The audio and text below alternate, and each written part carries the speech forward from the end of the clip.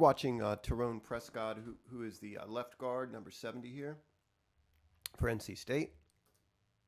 And he's coming out in the 2019 draft. Really, really a strong run blocker. He takes guys where they do not want to go. We see him getting into this 3-tech here and just moving them. Big hole there for the back. And NC State loves running behind him. Watch it one more time.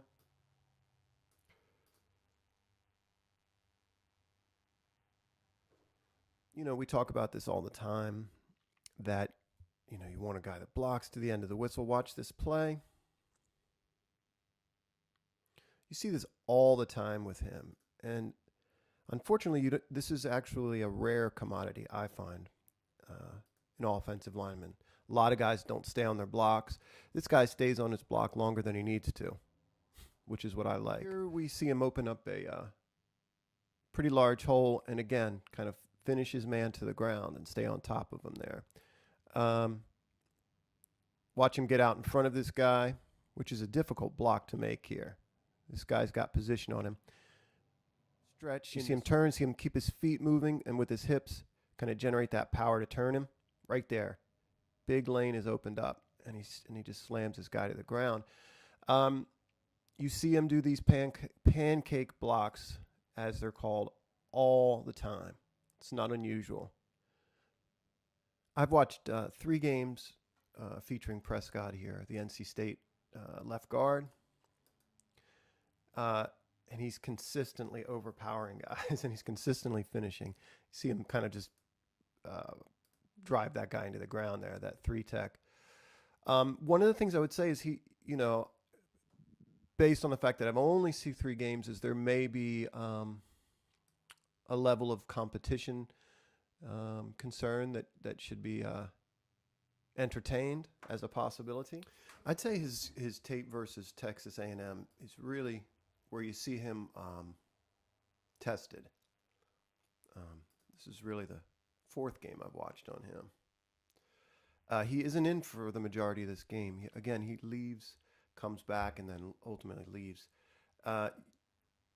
You see where he's going to need to work. 52's really jumps out to me too, this guy.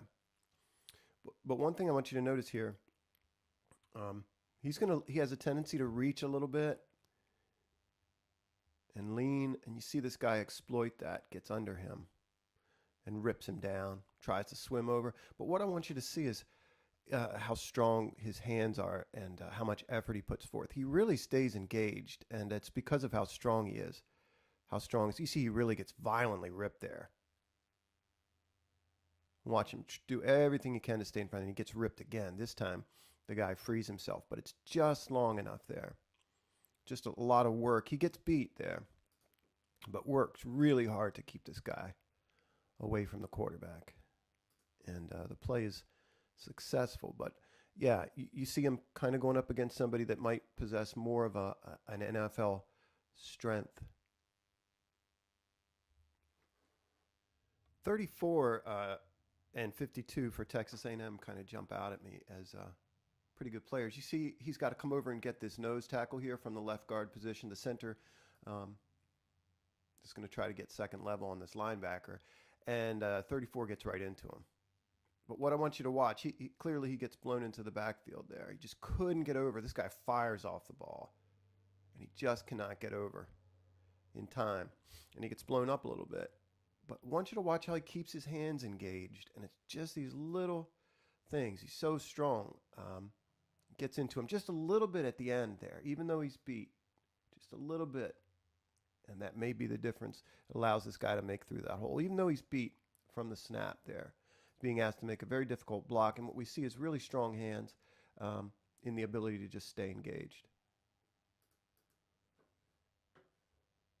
I'm watching him for the most part as a run blocker, and I just love what we see a lot of here, and that is him using that strength and technique to hold guys up, and it's just kind of with his hips here. See him work his hips around. He's the left guard again. We're watching number 70.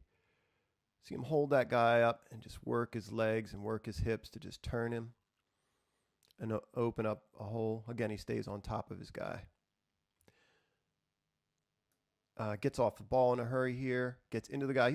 Again, I keep saying this, but he's a big guy, so he's going to have to work on height and leverage and getting low, and he does. Gets his hands inside this guy and just turns him.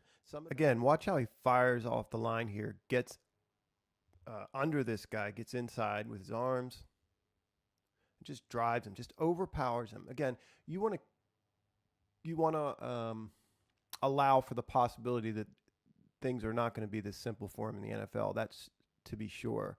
But you got to love what you see here. Just turning this guy and just driving. Legs, just real strong leg drive there. Big gaping hole that he opens up and finishes constantly. Here he gets fooled on a pretty basic sort of end around A-gap stunt. He just misses that completely. And the quarterback has to get rid of the ball before he wanted to. And so that's not good. First thing he sees, in this particular play, he and the left tackle are off the ball well after the right side of the line. So both of them get off there, and that probably accounts in some regard for the confusion there. He should see that stunt coming. He doesn't at all, and he recognizes it too late. He's got his back completely to that gap. Now, I'll say this, the running back doesn't do him any favors. He just kind of hangs out there. See that? That's not a very good effort in blocking. But in any case, he does not pick up that stunt. So you want to be aware of that. He does appear a little stiff athletically, but he does take good angles. And there are a fair amount of examples of him making second-level blocks, which are on tape. I don't have that many to evidence that. But here's one where he does not make a successful second-level block. Just comes off a little late, and that inside backer reads it and gets in on the tackle. Watch it again.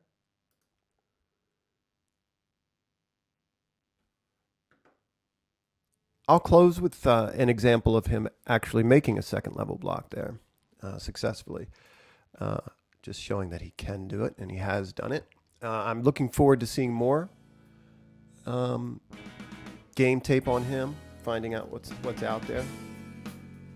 I like that he's a guy that can be trusted one-on-one to block. A lot of the time last year, our center and guards were successful in moving the line only when they were in combination. So having somebody that can more than hold his own there one-on-one. And like I said, I didn't show much of him in pass protection, but I like him in pass protection as well. And I'm just a guess, but probably a second rounder based on these 3 games. He'd fit very, very well with the Ravens.